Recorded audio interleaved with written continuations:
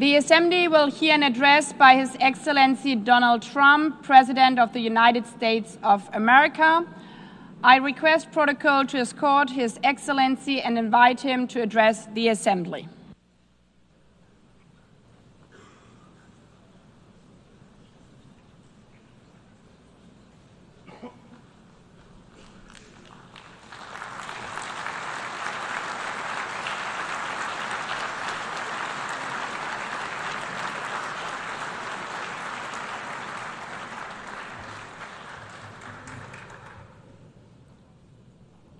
Thank you very much. Very much appreciated.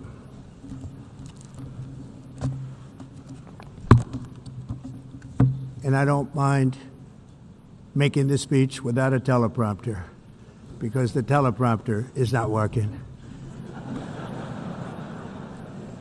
I feel very happy to be up here with you nevertheless, and that way you speak more from the heart. I can only say that whoever's operating this teleprompter is in big trouble.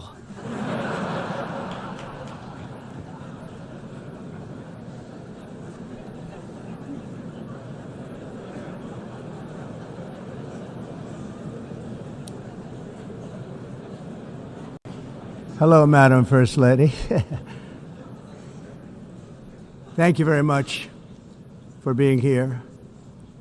And Madam President, Mr. Secretary General, First Lady of the United States, distinguished delegates, ambassadors, and world leaders. 6 years have passed since I last stood in this grand hall and addressed a world that was prosperous and at peace in my first term. Since that day, the guns of war have shattered the peace I forged on 2 continents. An era of calm and stability gave way to one of the great crises of our time. And here in the United States, 4 years of weakness, lawlessness, and radicalism under the last administration delivered our nation into a repeated set of disasters. 1 year ago, our country was in deep trouble, but today, just 8 months into my administration, we are the hottest country anywhere in the world, and there is no other country even close. America is blessed with the strongest economy, the strongest borders, the strongest military, the strongest friendships, and the strongest spirit of any nation on the face of the earth. This is indeed the golden age of America. We are rapidly reversing the economic calamity we inherited from the previous administration, including ruinous price increases and record-setting inflation like we've never had before. Under my leadership, energy costs are down, gasoline prices are down, grocery prices are down, mortgage rates are down, and inflation has been defeated. The only thing that's up is the stock market, which just hit a record high. In fact, it hit a record high 48 times in the last short period of time.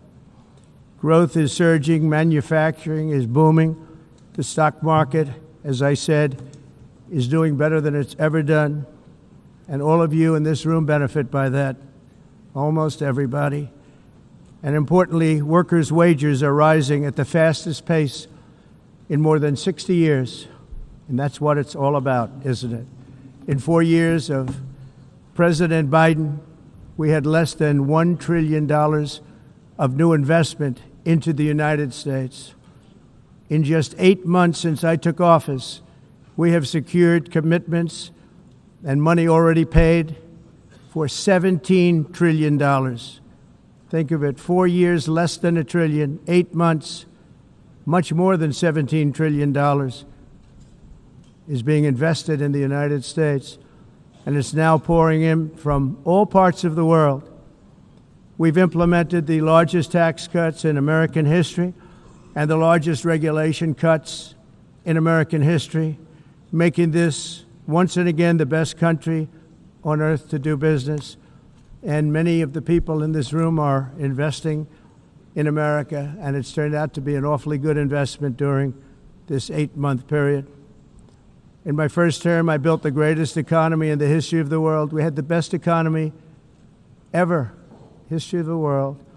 And I'm doing the same thing again, but this time it's actually much bigger and even better.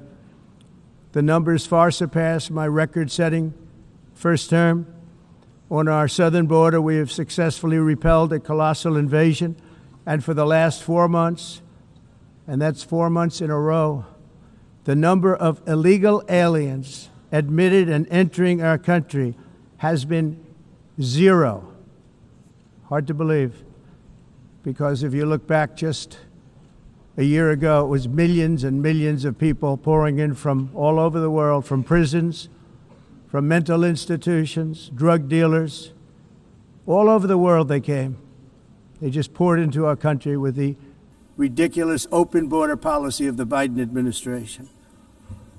Our message is very simple. If you come illegally into the United States, you're going to jail, or you're going back to where you came from, or perhaps even further than that. You know what that means. I want to thank the country of El Salvador for the successful and professional job they've done in receiving and jailing so many criminals that entered our country. And it was under the previous administration that the number became record-setting, and they're all being taken out. We have no choice.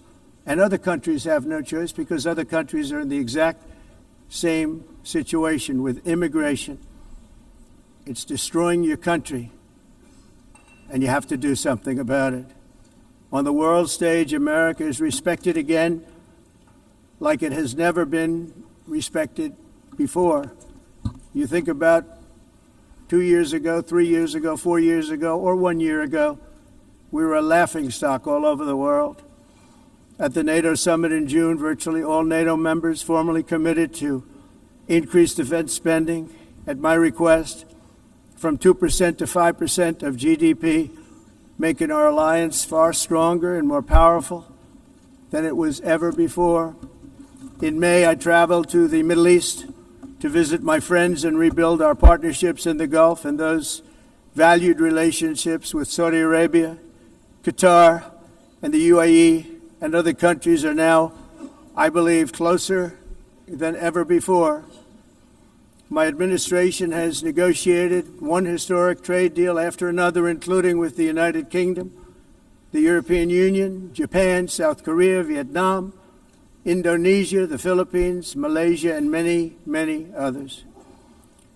Likewise, in a period of just 7 months, I have ended 7 unendable wars. They said they were unendable. You're never going to get them solved. Some were going for 31 years, 2 of them, 31, think of it, 31 years. One was 36 years. One was 28 years. I ended 7 wars. And in all cases, they were raging with countless thousands of people being killed. This includes Cambodia and Thailand, Kosovo and Serbia, the Congo and Rwanda, a vicious, violent war that was, Pakistan and India, Israel and Iran, Egypt and Ethiopia, and Armenia and Azerbaijan. It included all of them.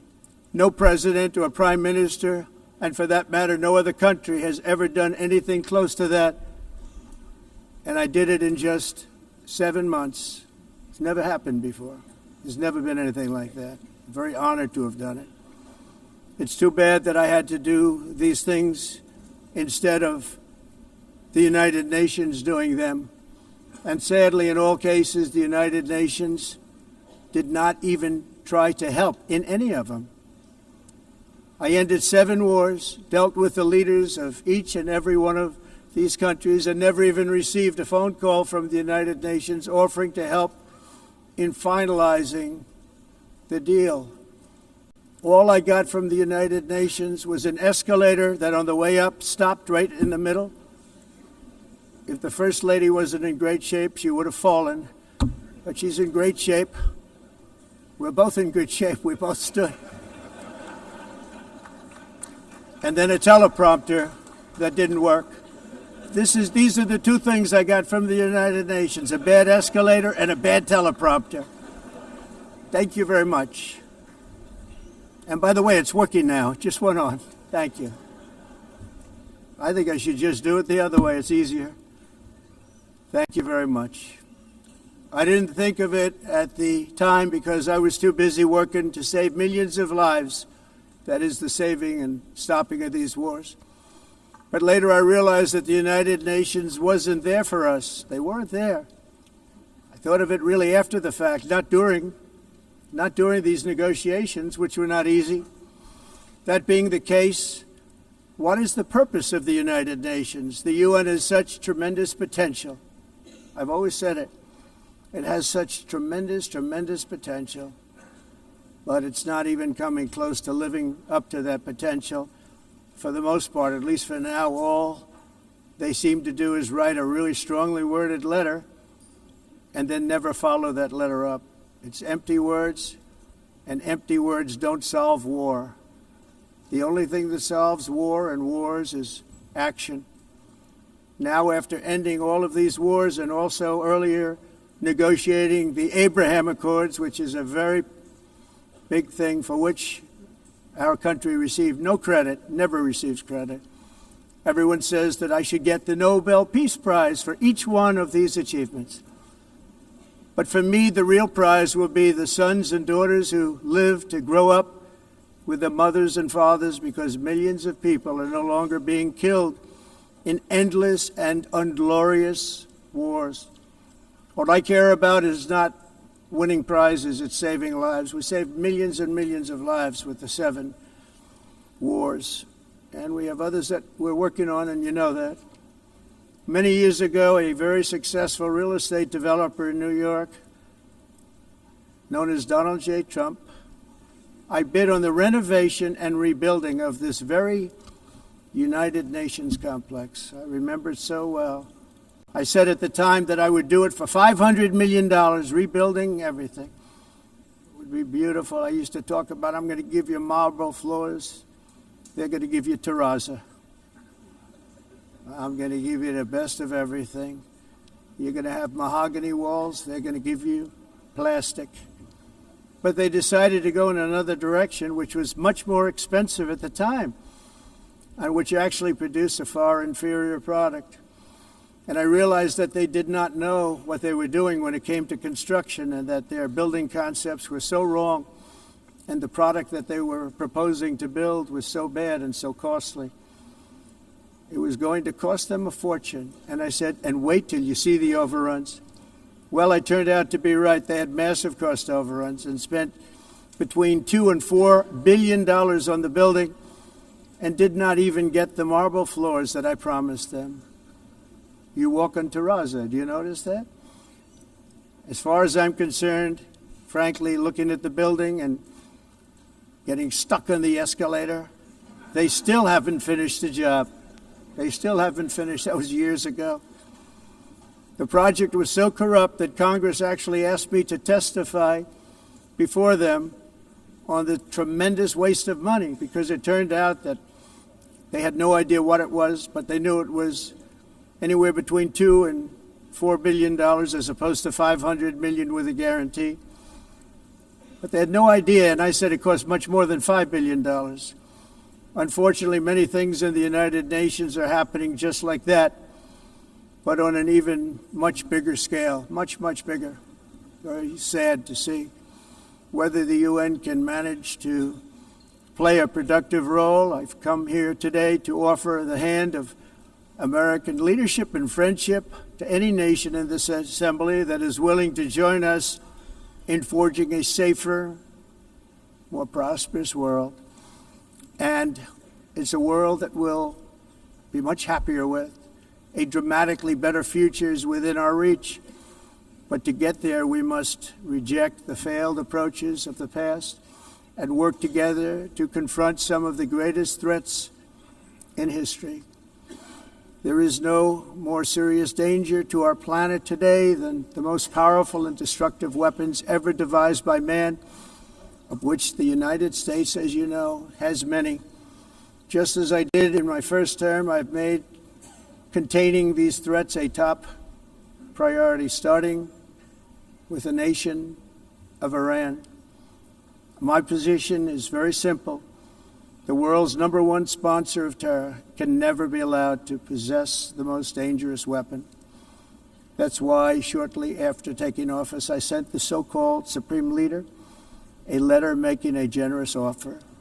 I extended a pledge of full cooperation in exchange for a suspension of Iran's nuclear program.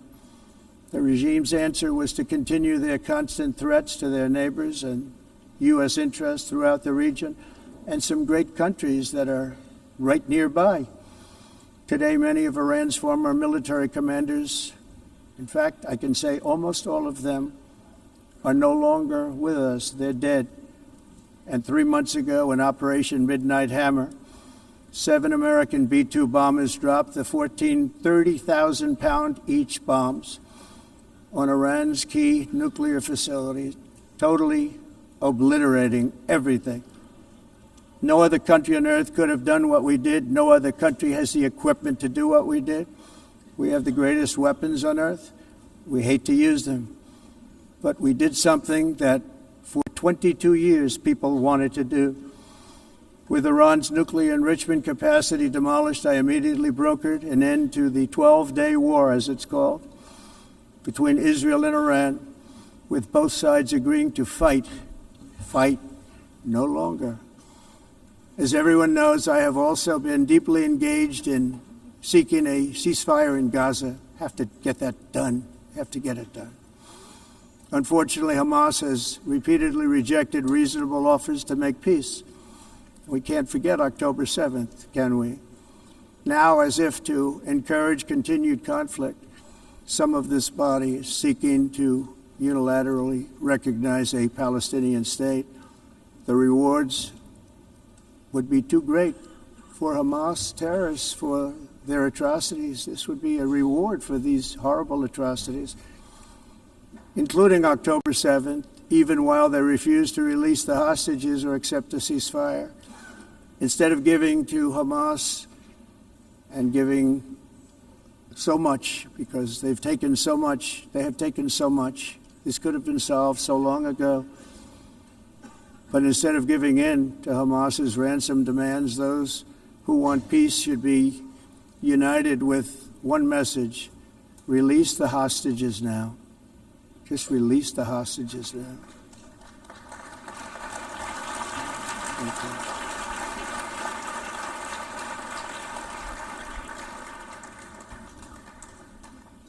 Thank you. As we have got to come together, and we will come together, got to get it done. We have to stop the war in Gaza immediately. We have to stop it. We have to get it done. We have to negotiate, immediately have to negotiate peace. We got to get the hostages back. We want all 20 back. We don't want 2 and 4. As you know, I got, along with Steve Witkoff and others that helped us, Marco Rubio, we got most of them back. We were involved in all of them.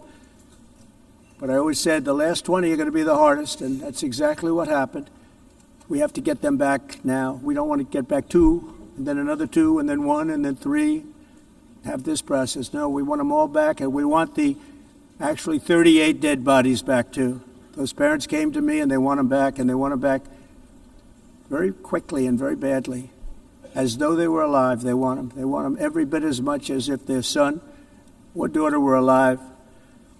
I've also been working relentlessly, stopping the killing in Ukraine. I thought that would be, of the 7 wars that I stopped, I thought that would be the easiest because of my relationship with President Putin, which had always been a good one. I thought that was going to be the easiest one. But, you know, in war, you never know what's going to happen. There are always lots of surprises, both good and bad. Everyone thought Russia would win this war in 3 days, but it didn't work out that way. It was supposed to be just a quick little skirmish. It's not making Russia look good. It's making them look bad. No matter what happens from here on out, this was something that should have taken a matter of days, certainly less than a week. And they've been fighting for 3.5 years and killing anywhere from 5,000 to 7,000 young soldiers, mostly soldiers, on both sides, every single week, from 5,000 to 7,000 dead young people, and some in cities, much smaller numbers, where rockets are shot, where drones are dropped. This war would never have started if I were president. This was a war that should have never happened. It shows you what leadership is, what bad leadership can do to a country. Look what happened to the United States, and look where we are right now in just a short period of time. The only question now is how many more lives will be needlessly lost on both sides. China and India are the primary funders of the ongoing war by continuing to purchase Russian oil. But inexcusably, even NATO countries have not cut off much Russian energy and Russian energy products, which, as you know, I found out about 2 weeks ago, and I wasn't happy. Think of it. They're funding the war against themselves. Who the hell ever heard of that one? In the event that Russia is not ready to make a deal to end the war, then the United States is fully prepared to impose a very strong round of powerful tariffs, which would stop the bloodshed, I believe, very quickly. But for those tariffs to be effective, European nations, all of you are gathered here right now, would have to join us in adopting the exact same measures. I mean, you're much closer to this. We have an ocean in between. You're right there. And Europe has to step it up. They can't be doing what they're doing. They're buying oil and gas from Russia while they're fighting Russia. It's embarrassing to them. And it was very embarrassing to them when I found out about it, I can tell you that. But they have to immediately cease all energy purchases from Russia. Otherwise, we're all wasting a lot of time. So I'm ready to discuss this. We're going to discuss it today with the European nations, all gathered here. I'm sure they're thrilled to hear me speak about it, but that's the way it is. I like to speak my mind and speak the truth. As we seek to reduce the threat of dangerous weapons today, I'm also calling on every nation to join us in ending the development of biological weapons once and for all. And biological is terrible, and nuclear is even beyond, and we include nuclear in that. We want to have a cessation of the development of nuclear weapons. We know, and I get to view it all the time. Sir, would you like to see? And I look at weapons that are so powerful that we just can't ever use them. If we ever use them, the world literally might come to an end. There would be no United Nations to be talking about. There would be no nothing. Just a few years ago, reckless experiments overseas gave us a devastating global pandemic. Yet despite that worldwide catastrophe, many countries are continuing extremely risky research into bioweapons and man-made pathogens. This is unbelievably dangerous. To prevent potential disasters, I'm announcing today that my administration will lead an international effort to enforce biological weapons convention, which is going to be meeting with the top leaders of the world by pioneering an AI verification system that everyone can trust. Hopefully the UN can play a constructive role, and it will also be one of the early projects under AI. Let's see how good it is, because a lot of people are saying it could be one of the great things ever, but it also can be dangerous, but it can be put to tremendous use and tremendous good, and this would be an example of that. Not only is the UN not solving the problems it should, too often, it's actually creating new problems for us to solve. The best example is the number one political issue of our time, the crisis of uncontrolled migration. It's uncontrolled. Your countries are being ruined. The United Nations is funding an assault on Western countries and their borders. In 2024, the UN budgeted $372 million in cash assistance to support an estimated 624,000 migrants journeying into the United States. Think of that. The UN is supporting people that are illegally coming into the United States, and then we have to get them out. The UN also provided food, shelter, transportation, and debit cards to illegal aliens. Can you believe that? On the way to infiltrate our southern border. Millions of people came through that southern border.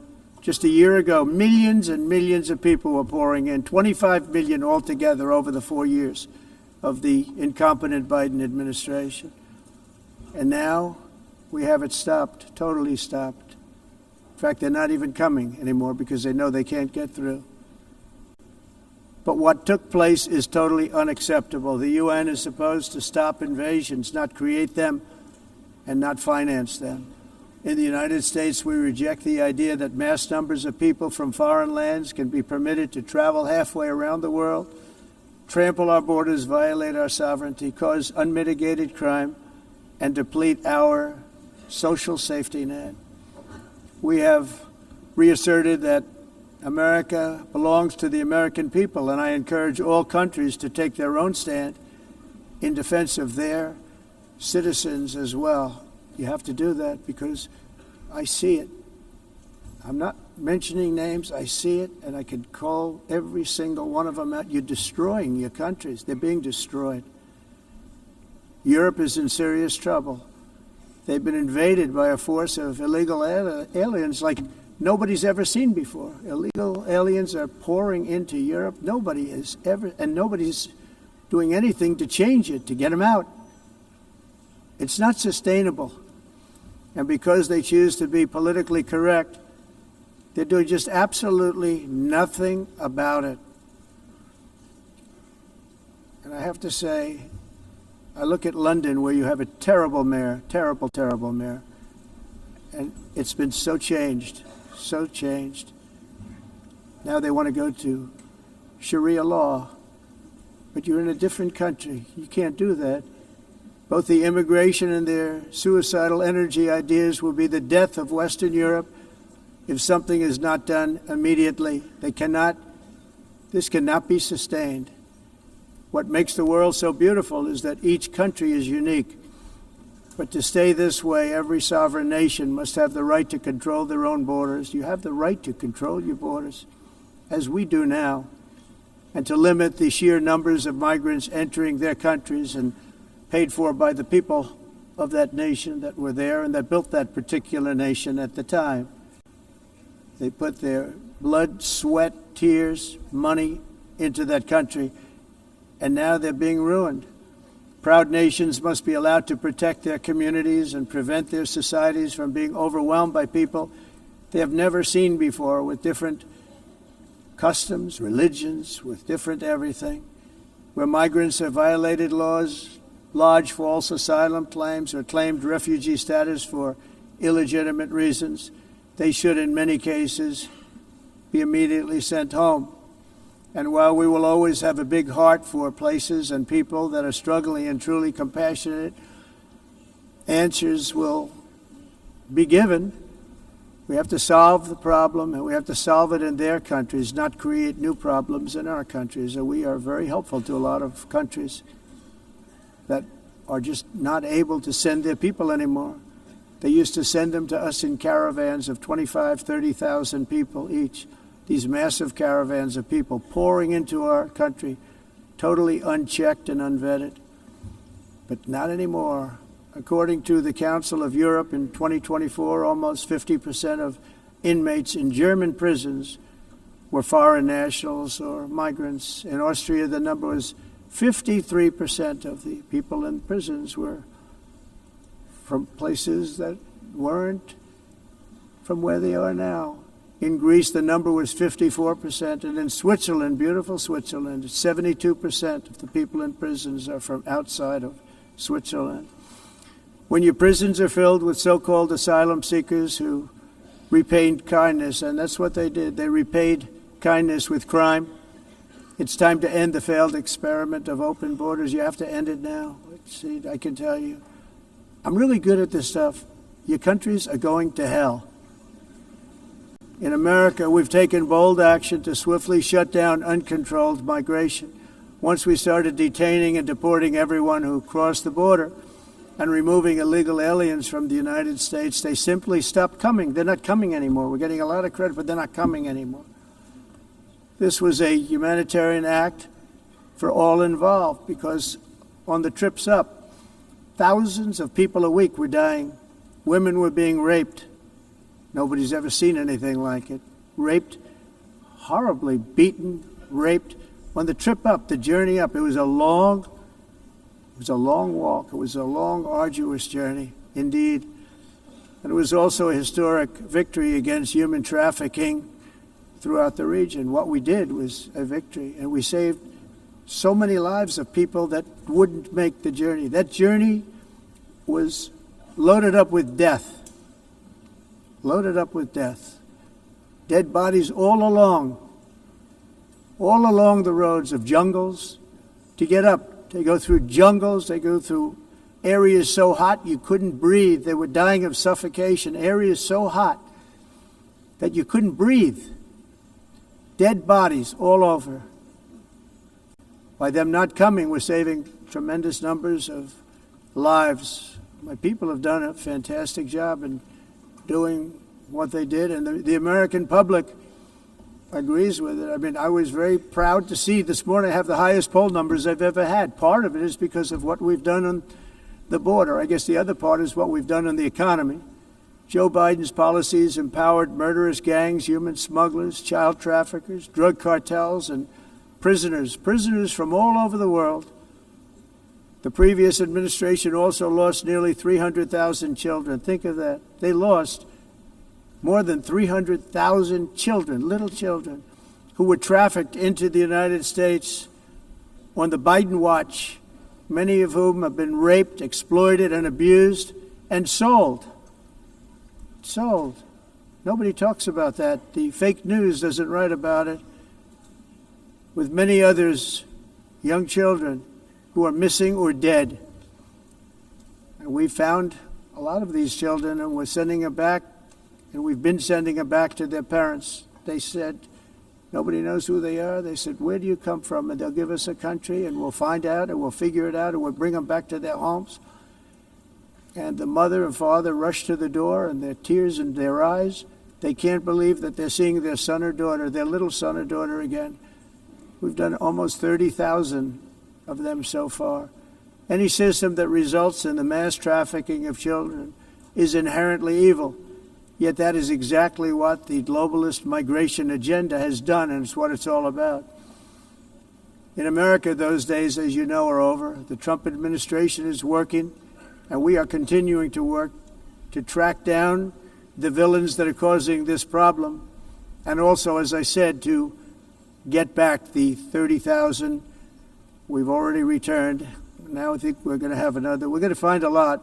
You're not going to find all of them. 300, more than 300,000. They're lost or they're dead. They're lost or they're dead because of the animals that did this.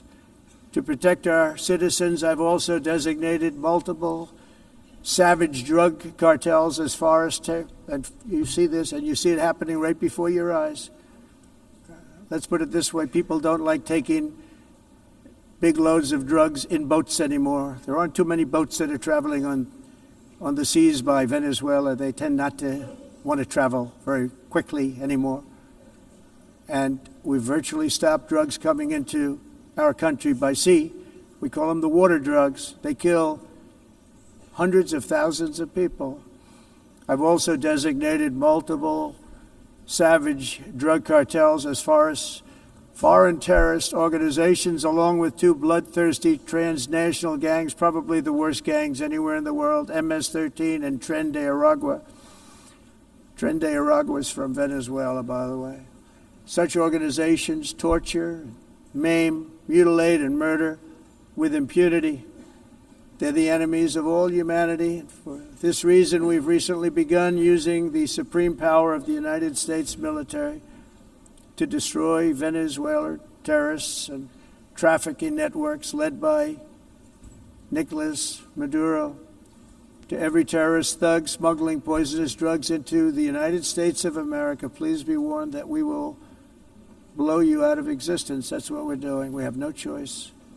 Can't let it happen. They're destroying I believe we lost 300,000 people last year to drugs, 300,000. Fentanyl and other drugs.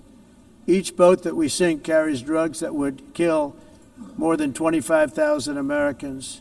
We will not let that happen. Energy is another area where the United States is now thriving like never before. We're getting rid of the falsely named renewables. By the way, they're a joke. They don't work. They're too expensive. They're not strong enough to fire up the plants that you need to make your country great. The wind doesn't blow. Those big windmills are so pathetic and so bad, so expensive to operate. And they have to be rebuilt all the time, and they start to rust and rot. Most expensive energy ever conceived, and it's actually energy. You're supposed to make money with energy, not lose money. You lose money, the governments have to subsidize. You can't put them out without massive subsidies. And most of them are built in China, and I give China a lot of credit. They build them, but they have very few wind farms. So why is it that they build them and they send them all over the world, but they barely use them? You know what they use? Coal. They use gas. They use almost anything, but they don't like wind. But they sure as hell like selling the windmills. Europe, on the other hand, has a long way to go, with many countries being on the brink of destruction because of the green energy agenda. And I give a lot of credit to Germany. Germany was being led down a very sick path, both on immigration, by the way, and on energy. They were going green, and they were going bankrupt. And the new leadership came in, and they went back to where they were, with fossil fuel and with nuclear, which is good. It's now safe. You can do it properly. But they went back to where they were, and they opened up a lot of different plants, energy-producing plants, and they're doing well. I give Germany a lot of credit for that. They've said this is a disaster, what's happening.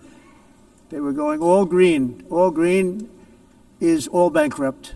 That's what it represents. And it's not politically correct. I'll be very badly criticized for saying it, but I'm here to tell the truth. I don't care. It doesn't matter to me. I'm in New York City. I'm feeling a lot safer. Crime, we're getting crime down. And by the way, speaking of crime, Washington, D.C. Washington, D.C. was the crime capital of America. Now it's after 12 days, it's a totally safe city. Everyone's going out to dinner. They're going out to restaurants. Your wife can walk down the middle of the street with or without you. Nothing's going to happen. My people have done a fantastic job. And yes, I called in the National Guard, and the National Guard took care of business. And they weren't politically correct, but they took care of business. We got 1,700 career criminals out, brought them back to where they came from, the countries where they came from, or put them in jails. Washington, D.C. is now a totally safe city again, and I welcome you to come. In fact, we'll have dinner together at a local restaurant, and we'll be able to walk. We don't have to go by an armor-plated vehicle. We'll walk right over there from the White House. They've given up their powerful edge, a lot of the countries that we're talking about, in oil and gas, such as essentially closing the great North Sea oil. Oh, the North Sea, I know it so well. Aberdeen was the oil capital of Europe, and there's tremendous oil that hasn't been found in the North Sea, tremendous oil. And I was with the Prime Minister I respect and like a lot, and I said, you're sitting with the greatest asset. They essentially closed it by making it so highly taxed that no developer, no oil company can go there. They have tremendous oil left, and more importantly, they have tremendous oil that hasn't even been found yet. And what a tremendous asset for the United Kingdom. And I hope the Prime Minister is listening, because I told it to him 3 days in a row. That's all he heard. North Sea oil, North Sea, because I want to see them do well. I want to stop seeing them ruining that beautiful Scottish and English countryside with windmills and massive solar panels that go 7 miles by 7 miles, taking away farmland. But we're not letting this happen in America. In 1982, the executive director of the United Nations Environmental Program predicted that by the year 2000, climate change would cause a global catastrophe. He said that it will be irreversible, as any nuclear holocaust would be. This is what they said at the United Nations. What happened? Here we are. Another UN official stated in 1989 that within a decade, entire nations could be wiped off the map by global warming. Not happening. You know, it used to be global cooling. If you look back years ago in the 1920s and the 1930s, they said, global cooling will kill the world. We have to do something. Then they said global warming will kill the world. But then it started getting cooler. So now they could just call it climate change, because that way they can't miss. It's climate change. Because if it goes higher or lower, whatever the hell happens, there's climate change. It's the greatest con job ever perpetrated on the world, in my opinion. Climate change, no matter what happens, you're involved in that. No more global warming, no more global cooling. All of these predictions made by the United Nations and many others, often for bad reasons, were wrong. They were made by stupid people that have cost their countries fortunes and given those same countries no chance for success. If you don't get away from this green scam, your country is going to fail. And I'm really good at predicting things, you know. They actually said during the campaign they had a hat, the best-selling hat. Trump was right about everything. And I don't say that in a braggadocious way, but it's true. I've been right about everything. And I'm telling you that if you don't get away from the green energy scam, your country is going to fail. And if you don't stop people that you've never seen before, that you have nothing in common with, your country is going to fail.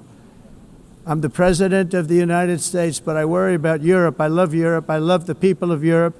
And I hate to see it being devastated by energy and immigration. This double-tailed monster destroys everything in its wake, and they cannot let that happen any longer. You're doing it because you want to be nice. You want to be politically correct, and you're destroying your heritage.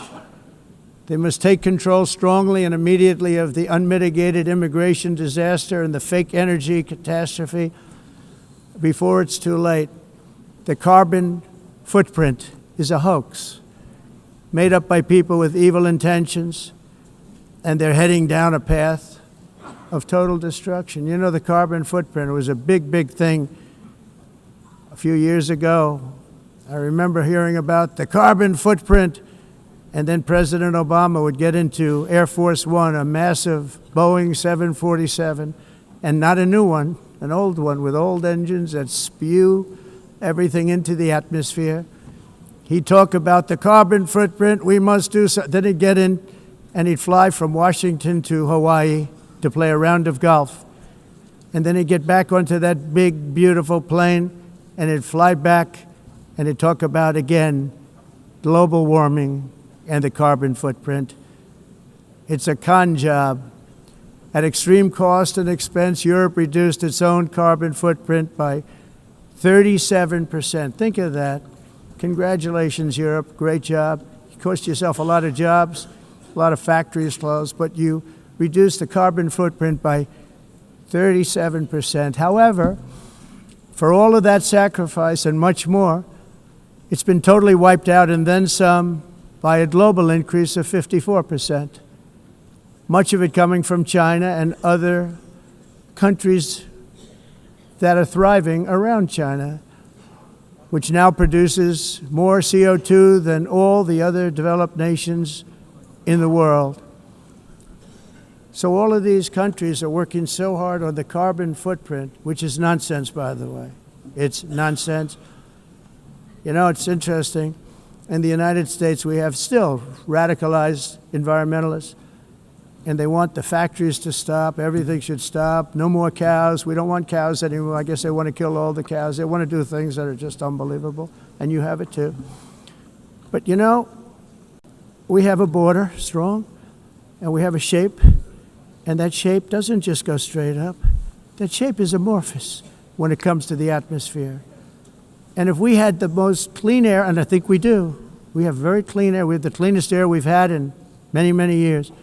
But the problem is that other countries, like China, which has air that's a little bit rough, it blows. And no matter what you're doing down here, the air up here tends to get very dirty because it comes in from other countries where their air isn't so clean. And the environmentalists refuse to acknowledge that. Same thing with garbage. In Asia, they dump much of their garbage right into the ocean. And over about a 1 week and 2 week journey, it flows right past Los Angeles. You've seen it. Massive amounts of garbage, almost too much to do anything about, flowing past Los Angeles, past San Francisco, and then somebody will get in trouble because he dropped a cigarette on the beach. The whole thing is crazy. The primary effect of these brutal green energy policies has not been to help the environment, but to redistribute manufacturing and industrial activity from developed countries that follow the insane rules that are put down to polluting countries that break the rules and are making a fortune. They're making a fortune. European electricity bills are now 4 to 5 times more expensive than those in China, and 2 to 3 times higher than the United States. And our bills are coming way down. You probably see that our gasoline prices are way down. You know, we have an expression, drill, Nós reduzimos os custos de energia porque nós faremos, como vamos fazer tudo isso, reduzir os custos de energia, e os custos diminuíram nos Estados Unidos. Por exemplo, se você olhar So while the U.S. has approximately 1,300 heat-related deaths annually, it's a lot. Europe loses more than 175,000 people to heat deaths each year.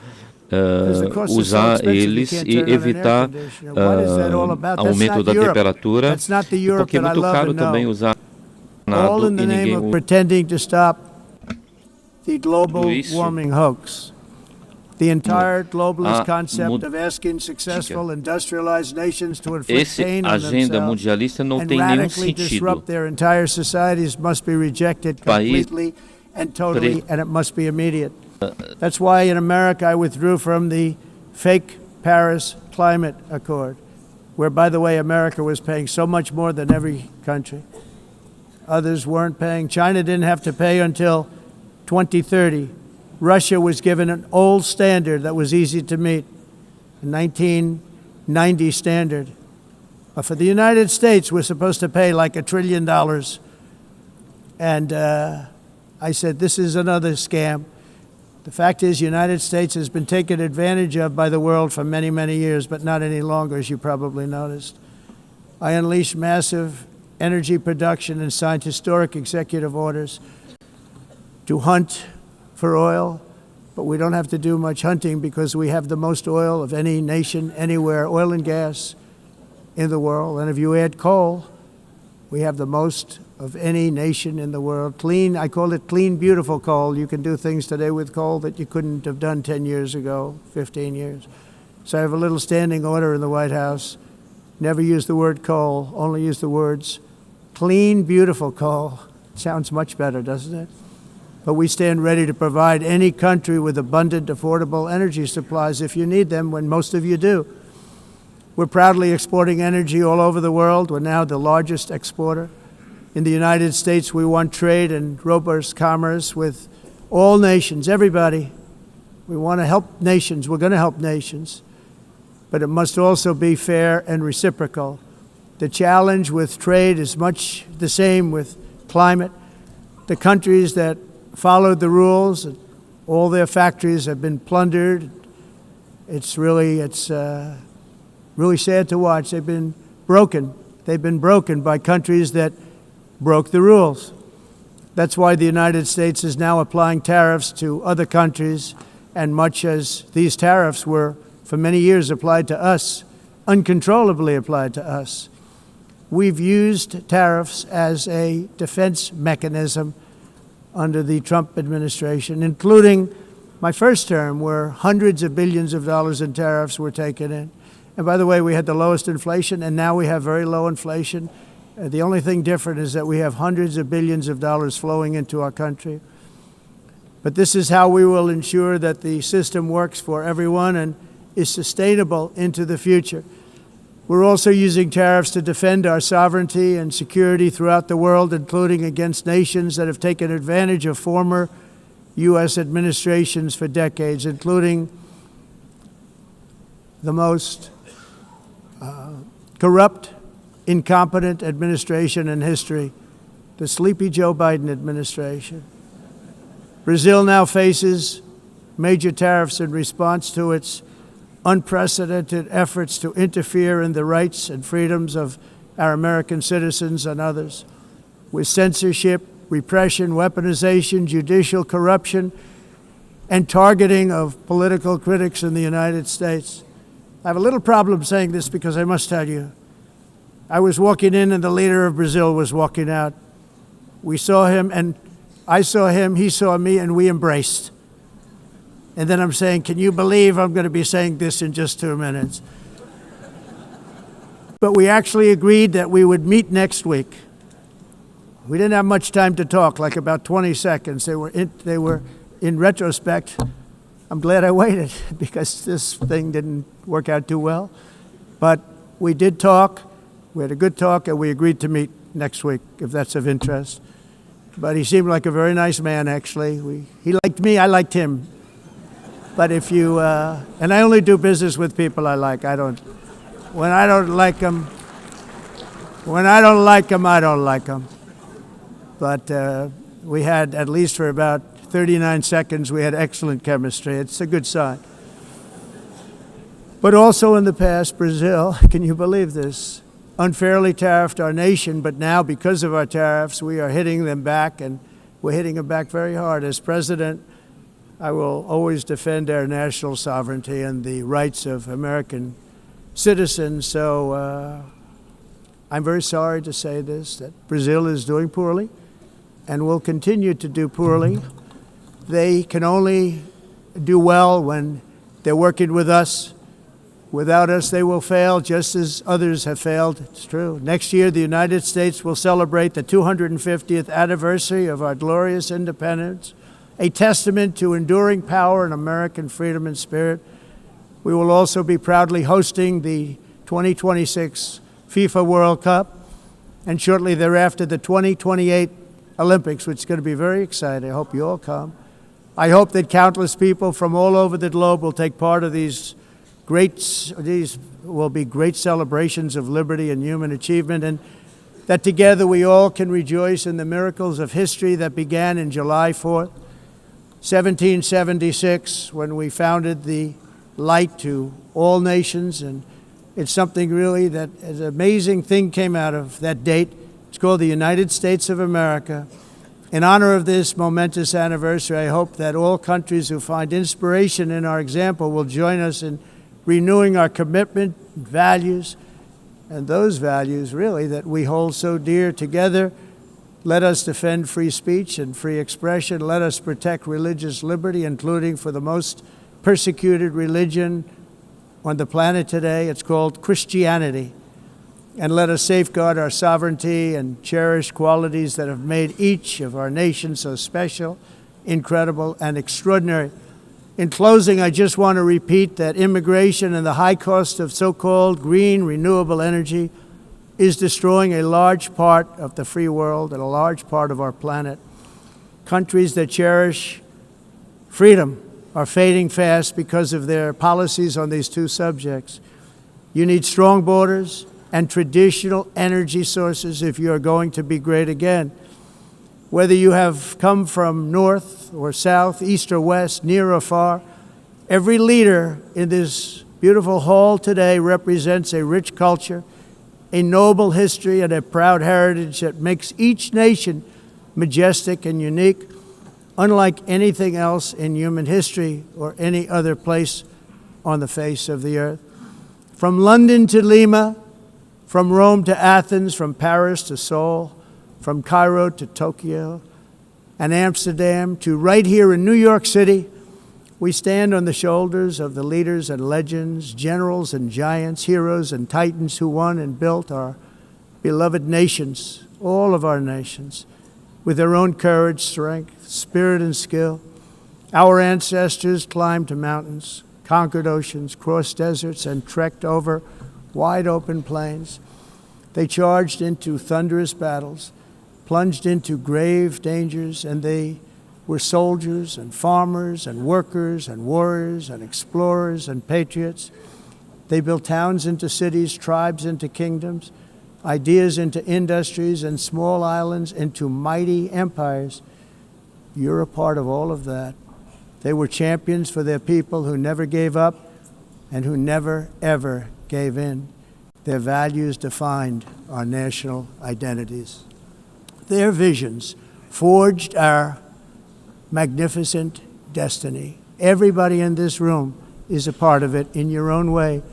Each of us inherits the deeds and the myths, the triumphs, the legacies of our own heroes and founders who so bravely showed us the way. Our ancestors gave everything for homelands that they defended with pride, with sweat, with blood, with life, and with death.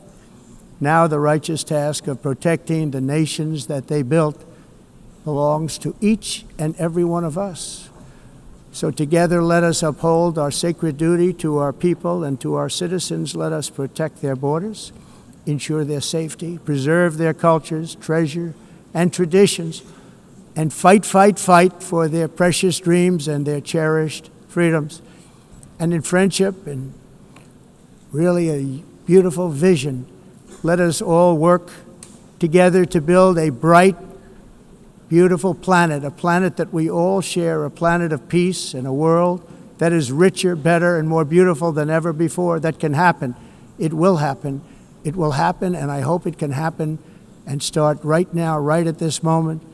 We'll turn it around. We're going to make our countries better, safer, more beautiful. We're going to take care of our people. Thank you very much. It's been an honor. God bless the nations of the world. Thank you very much. Bye.